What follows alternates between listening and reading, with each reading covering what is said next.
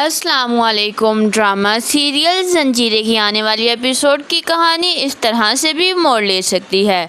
सरबुलंद को जब शीरी की मशकूक हरकतों और इसके पास खुफिया तौर पर फ़ौरन मौजूद है ये सब पता चलेगा तो सरबुलंद रबिया और गुलजमा को शीरी को पकड़कर इसके पास लाने का हुक्म देगा और ख़ुद की तरह शीरी को भी नज़रबंद कर लेगा, जिससे ये पता चल सके कि वाकई शीरी सैराब के साथ इस खेल में मुलव्वस है, इसके लिए काम कर रही है या फिर किसी और के लिए काम कर रही है। रबिया मुसलसल शीरी पर नज़र जमा रखती है ताकि इसको अकेला पाकर वो गुलजमा को खबर कर सके। रबिया अमीरजादी को किसी काम से रात में इसके कमरे से बुलाने जाती है। चूही अमीरजादी कमरे से बाहर निकलती है। गुलजमा नशावर रुमाल लेकर पहले से ही तैयार खड़ी शीरी के कमरे में दाखिल हो जाती है और सोई हुई शीरी के नाक पर रुमाल रख देती है।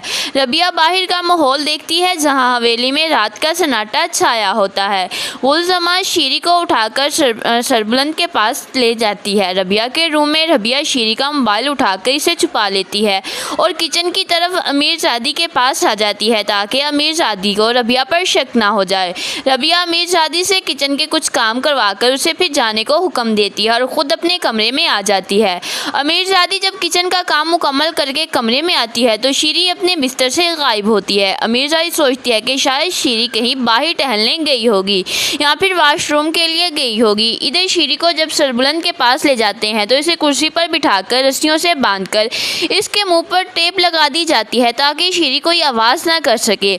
शीरी भी होश होती है। सरबुलंद और रबिया दोनों शीरी के होश में आने का इंतज़ार करते हैं और वहीं पर सो जाते हैं। कुछ देर बाद शीरी को जब होश आता है तो रबिया बेड पर और सरबुलंद सोफे पर सो रहा होता है।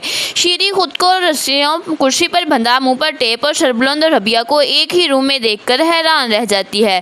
तो शीरी ज़ोरदार आवाज़ के साथ अपने पाँव ज़मीन पर पटकती है कि सरबुलंद और रबिया की आंख खुल जाती है। सरबुलंद शीरी की तरफ देखता है। रबिया शीरी से कहती है, तुम जाग गई शीरी, हम तो तुम्हारे होश में आने का कब से इंतज़ार करते करते ही सो गए। तो शीरी सरबुलंद को हैरत भरी नज़रों से देखती है और दिल ही दिल में सोचती है कि सरबुलंद सरदार अब मुझे नहीं छोड़ने वाले। अब इन्हें पता नहीं क्या पता चल गया होगा कि मैं सुराब खान जी के साथ मिली हुई और उनके बच्चे की माँ भी बनने वाली हूँ। अगर खान जी मुझे अकेला ना छोड़ते तो आज मैं इनके हत्थे ना चढ़ती। सरबुलंद शीरी के पास आता है और उसे कहता है, तुम यही सोच रही होगी कि मैं तो अपने दोस्तों और मेहमानों के साथ शहर चला गया था, फिर यहाँ रबिया के रूम में कैसे?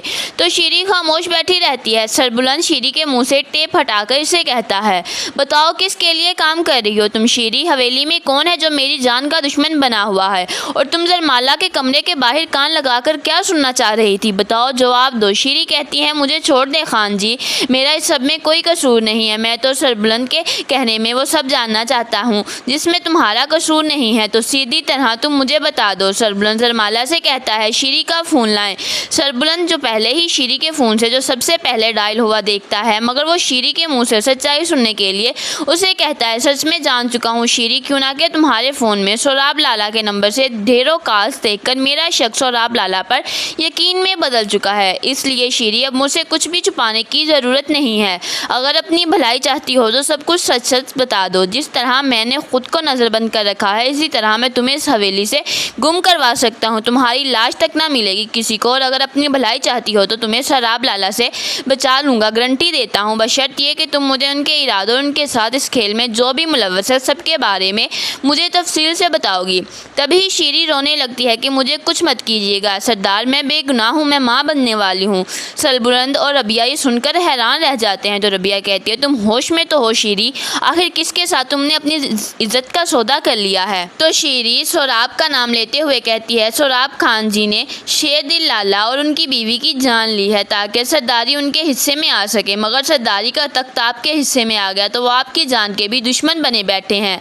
मैंने सोराब खान के कहने पर शेर दिल लाला के खाने में थोड़ा थोड़ा जहर मिलाया और जब वो अपने इलाज के लिए शहर जा रहे थे तो मैंने ही जमुर्द को सोराब खान के कहने पर यह खबर दी थी कि शेरदिल लाला हवेली से बाहर निकल चुके हैं। तो जमुर्द और उसके साथियों ने मिलकर शेरदिल लाला पर हमला किया था जिसमें जाफरान खान के आदमी भी मुलव्वस थे, और अब आप पर हमला करवाने के पीछे भी सोराब खान का हाथ है। उनके कहने पर ही मैंने जमुर्द के आदमियों को यह खबर दी थी कि आप शिकारगाह जा रहे हैं, और मुझे खुफिया तौर पर सोराब खान ने ही मोबाइल दिला रखा था जिससे मैं उनकी हवेली में आपकी खबरें सोराब खान को देती रहती थी। सरबुलंद रबिया शीरी का मकरूह चेहरा देखकर हैरान रह जाते तो सरबुलंद कहता है, तुमने इस हवेली और बीबी जान की मोहब्बतों का ये सिला दिया है हमें, हमारे अपने ही खून के साथ मिलकर तुमने नमक हरामी की है। तो शीरी रोते हुए कहती है, सरदार मैंने कुछ नहीं किया, मुझसे ये सब करवाने वाले सुराब खान जी थे, इनके कहने पर मैं हर काम करती चली गई। इन्होंने मुझसे प्यार मोहब्बत के वादे किए, मुझे एतमाद में लिया, इनकी सरदारी बनने के ख्वाब दिखाए, मैंने भी उनकी आंख बंद करके भरोसा किया, मगर अब आप जब कह चुके हैं, छुप गए थे तो आप सबने यही कहा कि आप शहर चले गए हो और सुमुट का भी कुछ पता नहीं चल रहा। तो सुराब खान जी ने मुझे दुत्कार दिया है कि अगर तेरे आशिक बहुत हैं इस हवेली में घूमते फिरते, न जाने तूने किसके साथ अपना मुंह काला किया होगा, जिसका इल्जाम मुझे दे रही हो, मैं तेरे बच्चे का बाप बनने वाला हूँ।